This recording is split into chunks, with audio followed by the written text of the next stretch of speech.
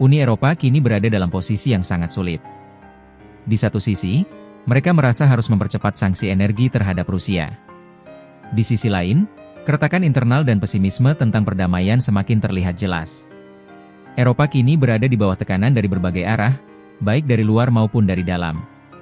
3 peristiwa penting terjadi hampir bersamaan: percepatan sanksi energi, protes besar di Slovakia, dan pernyataan pesimis dari Sekretaris Jenderal PBB.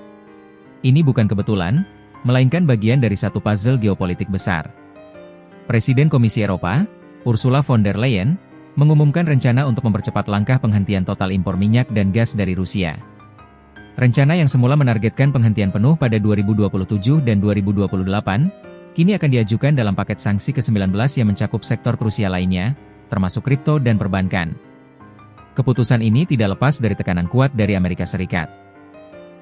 Von der Leyen mengakui bahwa ia telah berbicara dengan Presiden AS Donald Trump, yang mengaitkan sanksi tambahan dari AS dengan syarat Eropa menghentikan pembelian energi dari Rusia. Ini menunjukkan bahwa kebijakan energi Eropa kini berada di bawah pengaruh langsung dari Washington.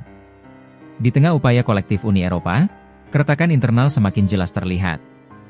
Di Slovakia, ribuan warga turun ke jalan memprotes kebijakan ekonomi dan, yang paling utama, sikap pro-Rusia dari Perdana Menteri Robert Fico.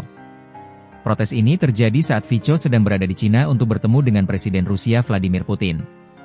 Pertemuan ini adalah yang ketiga kalinya sejak invasi ke Ukraina dimulai. Tindakan Fico ini dinilai para pengkritiknya mengikuti jejak Perdana Menteri Hungaria Viktor Orban, yang kerap menghambat upaya sanksi Uni Eropa. Perpecahan ini membuat langkah kolektif Uni Eropa dalam menghadapi Rusia menjadi tidak solid.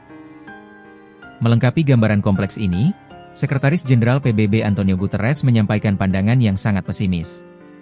Ia menyatakan, tidak terlalu optimistis soal upaya perdamaian di Ukraina dalam waktu dekat.